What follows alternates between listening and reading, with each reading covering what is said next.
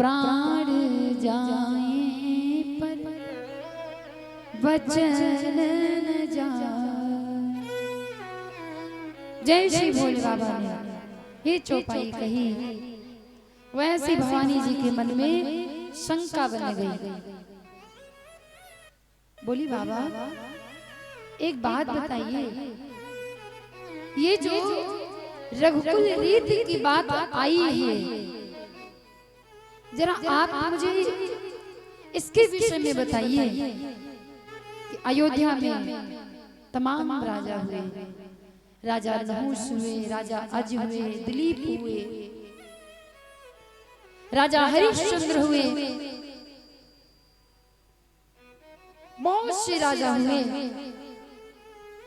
लेकिन तुलसीदास जी ने किसी भी राजा का मानस में वर्णन नहीं किया। इतने राजा हुए, किसी भी राजा का वर्णन मानस में नहीं किया तुलसीदास जी ने। फिर ये जो महाराज रघु जी की बात आई कि रघुकुल रीति सदा चली आई, महाराज रघु जी जो हुए उनके अंदर ऐसी कौन सी अच्छाई थी, ऐसी कौन सी खूबी थी जो तुलसीदास जी ने उन्हीं की रीति का वर्णन किया कि तुलसी बाबा ने मानस में रघुकुल की रीति दर्शाई है। तुलसी बाबा ने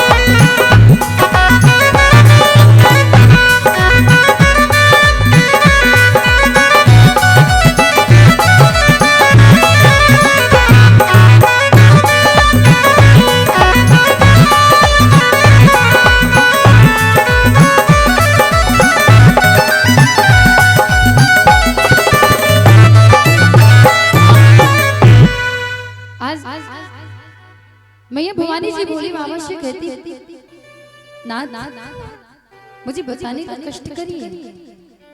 मैं जानना चाहती हूँ कि महाराज रघु ने ऐसा क्या किया जो तुलसीदास जी ने उनकी रीति का वर्णन किया। अयोध्या में कितने अच्छे अच्छे राजा हुए, कितने धर्मात्मा राजा हुए। राजा हरिश्चंद्र जिन्होंने सर्वस्व दान कर दिया, एक भंगी के घर जा बिके, पर तुलसीदास जी ने उनका भी वर्णन नहीं किया। फिर महाराज रघु जी में ऐसा क्या था, बताइए प्रभु। बोले बाबा ने जैसे सुना, बोले भवानी तुमने बहुत अच्छी बात पूछी, सुनो मैं तुमको बताता हूँ कि महाराज रघु जी का वर्णन तुलसीदास जी ने क्यों किया। किसी भी राजा का वर्णन उन्होंने नहीं किया, पर महाराज रघु जी का क्यों किया। सुनो भवानी, कहते कि महाराज रघु जी जो अयोध्या के राजा हुए पहले, उनकी 700 रानी थी। कितनी? 700। 700 रानी, बहुत सुंदर। महाराज रघु जी रोज गंगा स्नान करने जाते थे। स्नान करने के बाद वो दान करते थे, और दान करने के समय वो अपनी एक रानी को साथ में जरूर ले जाते थे। क्यों? क्योंकि बिना पत्नी के दान अधूरा माना गया है। दान करिए तो अपनी पत्नी सहित। यदि आप विवाहित हैं तो शादी ही नहीं हुई तो कोई बात ही नहीं है, लेकिन जो शादी हो गई है तो जब भी आप दान करो तो पत्नी सहित करो, पूजन करो, पत्नी सहित करो। महाराज रघु जी जब स्नान करने जाते थे तो वो अपनी एक रानी को साथ में जरूर ले जाते थे। और एक दिन की बात, महाराज रघु जी की जो सबसे छोटी रानी थी, यानी कि 700 में से जो सबसे छोटी वाली, जब महाराज रघु जी गंगा स्नान करने के लिए चले तो सबसे छोटी वाली रानी महाराज रघु जी से दोनों हाथ जोड़ करके कहते, स्वामी आप रोज एक रानी को साथ में लेकर के जाते, महाराज आज मैं आपके साथ चलना चाहती हूँ। हे महाराज, मैं भी दान पुण्य करना चाहती हूँ, मेरा भी जीवन धन्य हो जाए थोड़ा सा दान करके। आज आप मुझे ले चलिए, हम चल पिया तोरे संगा, दर्शन करब चाहते हम गंगा। हे स्वामी, मैं भी गंगा जी में स्नान करना चाहती हूँ, मैं भी दान करना चाहती हूँ, मुझे ले चलिए आज, आपकी महान कृपा होगी स्वामी। महाराज रघु जी ने जैसे सुना बोले, रानी ये तो बहुत अच्छी बात है कि तुम्हारे मन में ऐसी जिज्ञासा प्रकट हुई है, क्योंकि दान करना तो हमारा धर्म है। चलो रानी, आज तुम मेरे साथ में चलो। अपनी सबसे छोटी रानी को साथ में लेकर के महाराज रघु जी चल पड़े गंगा स्नान करने के लिए। किले संग नारी भूप चली दीना, ले संग नारी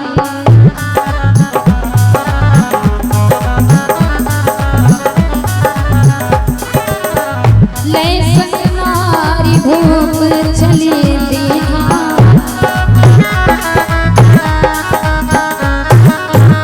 करी स्नान गंगा दीना।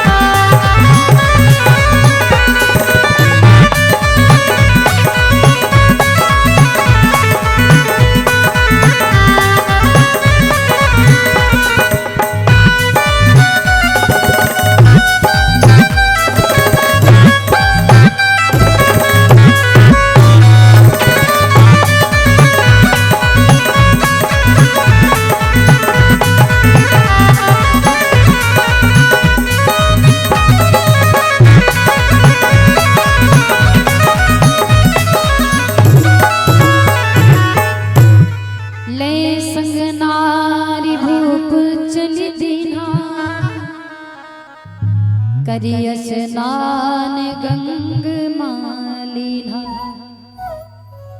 सबसे छोटी रानी को अपने साथ में लेकर के महाराज रघु जी स्नान करने के लिए चल पड़े।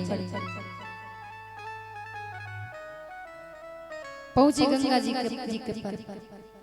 जब गंगा जी पर पहुंचे तो सर्वप्रथम गंगा जी में स्नान किया और स्नान करने के पश्चात अब महाराज रघु जी दान करते हैं। महाराज रघु जी दान करना प्रारंभ करते हैं। जितने भी साधु संत महात्मा भिखारी बैठे हुए थे, रघु जी सबको दान देते हैं। जो मांगता है उसे भी दान दे रहे हैं और जो नहीं मांगता है उससे भी दान दे रहे हैं। दान कर ही रहे थे तब तक क्या हुआ, एक पंडित जी आ गए। पंडित जी आए, महाराज रघु जी ने देखा, अरे आइए आइए पंडित जी, आइए आइए, आप तो बड़े अच्छे मौके पर आ गए, आइए आप भी कुछ मांग लीजिए। महाराज रघु जी ने कहा पंडित जी आप भी कुछ मांगिए, लेकिन पंडित जी का हाल सुनिए। उन्होंने जैसे महाराज रघु जी की रानी को देखा, अरे बाप रे बाप कितनी सुंदर ये रानी है। पंडित जी का मन चलायमान हो गया, मन मोहित हो गया, कितनी सुंदर ये रानी है। मांग नहीं रहे कुछ।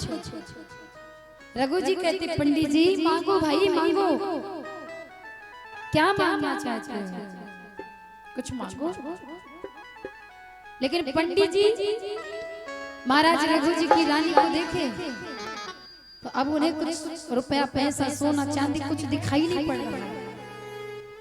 वो बस महाराज रघु जी की रानी को देखते जा रहे हैं। हे प्रभु ये कितनी सुंदर रानी है।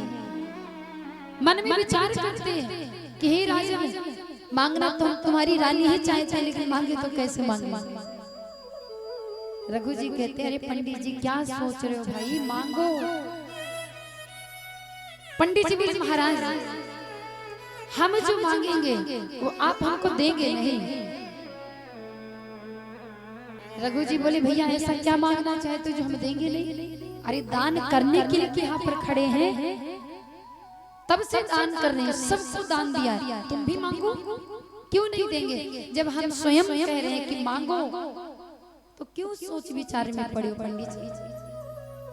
पंडित जी बोले अच्छा जब आप इतना कह रहे हैं तो चलो मांग ही लेते हैं, लेकिन ऐसे नहीं मांगेंगे, पहले आप मुझे वचन दो। क्या पता हम जो मांगे वो आप हमें देना, इसलिए आप पहले कसम खाइए फिर मांगेंगे। महाराज रघु जी बोले ठीक है पंडित जी, जाओ पंडित जी मैं तुमको वचन दे रहा हूँ कि तुम जो मांगोगे वो मैं तुमको दूंगा, मांगो। अब क्या मांगना चाहते।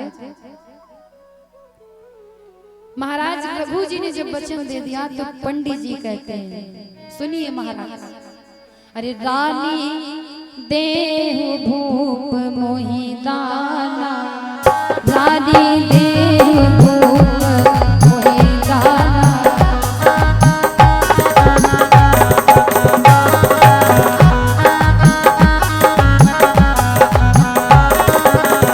रानी देहु भूप मोहि दाना, रानी देहु यहाँ दान मोहि मन ही सुहाना, यहाँ दान।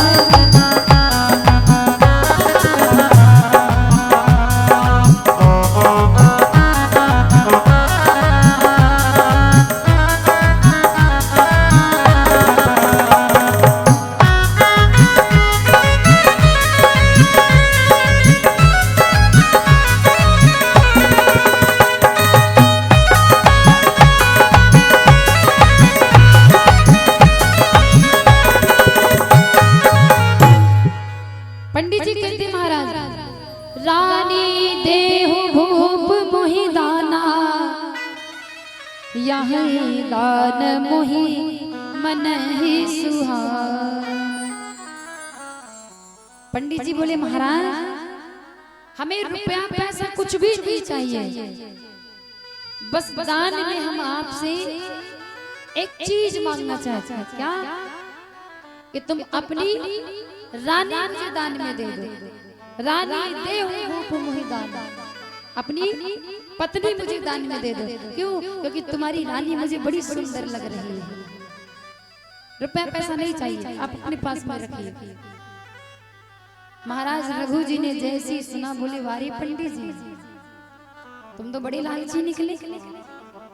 अरे हम दान करने यहाँ पर आए हैं तो इसका मतलब ये थोड़ी ना कि अपनी पत्नी को दान कर दे।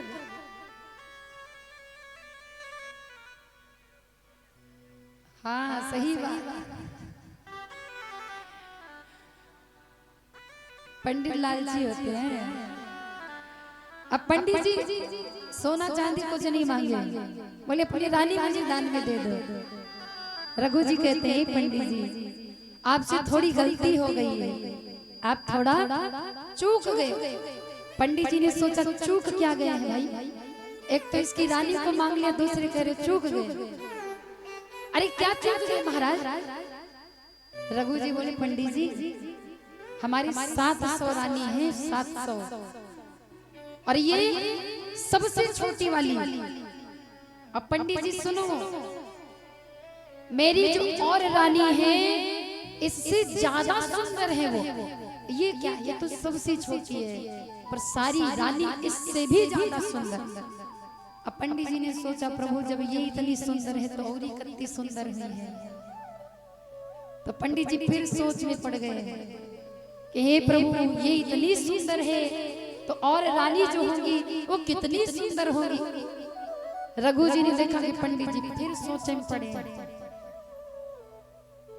महाराज रघु जी बोले पंडित जी अच्छा ज्यादा सोचो ना, एक काम बताए, कल तुम हमारे महल में आ जाना, और जब महल में आ जाओगे तो मैं अपनी 700 रानी तुम्हारे सामने खड़ी कर दूंगा, फिर तुम्हें जो अच्छी लगे वो तुम ले जाना। पंडित जी ने सोचा इससे ज्यादा खुशी की बात कौन हो सकती है। ठीक है महाराज, कल मैं आपके महल में आ जाऊंगा। अब इतनी बातचीत हुई, महाराज रघु जी दान करके अपने महल चले गए और पंडित जी अपनी झोपड़ी में आए।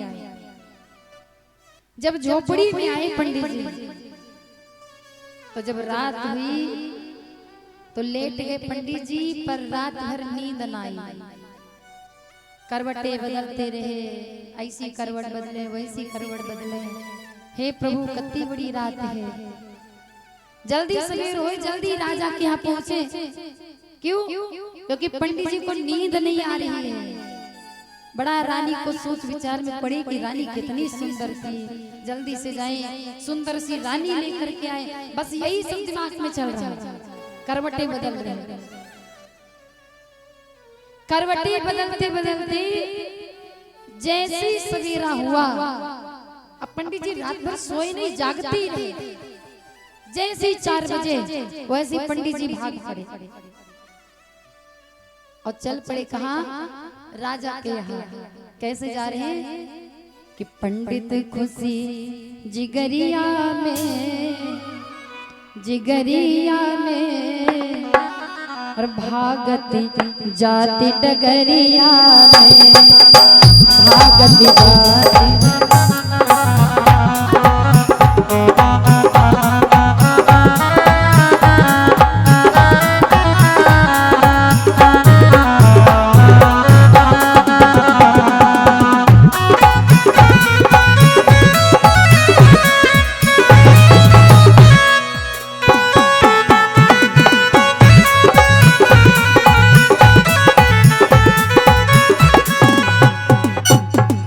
पंडित खुशी जिगरिया में, जिगरिया में भैया, भागत जाती डगरिया में, भैया भागत जाती डगरिया में, भागत जाती डगरिया में।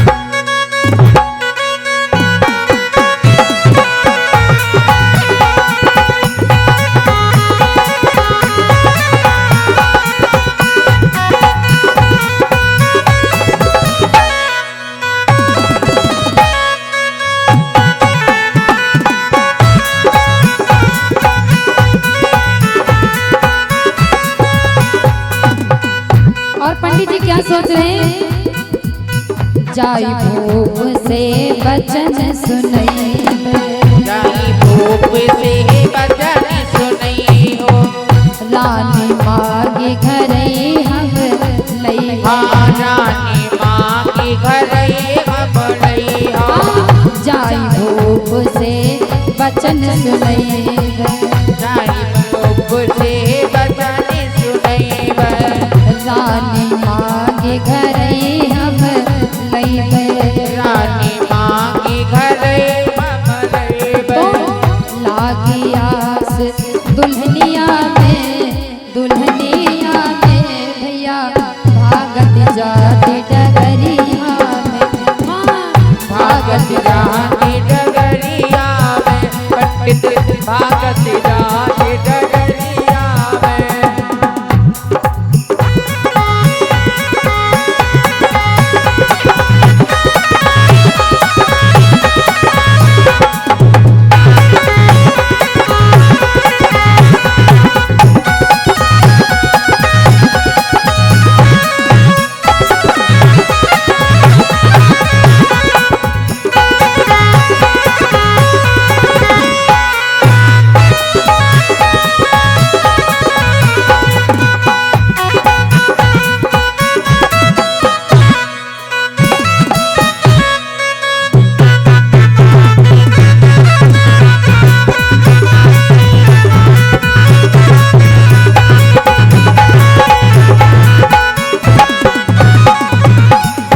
और पंडित जी भागते हुए जा रहे हैं। कैसे जा रहे हैं? रास्ते में कहीं रुके नहीं।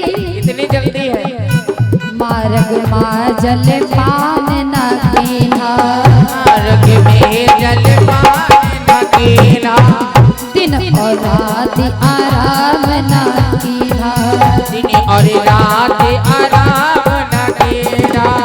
मार्ग में जल पान न कीना, मार्ग में जल पान न कीना, दिन और रात आराम न कीना, दिन और रात आराम न कीना।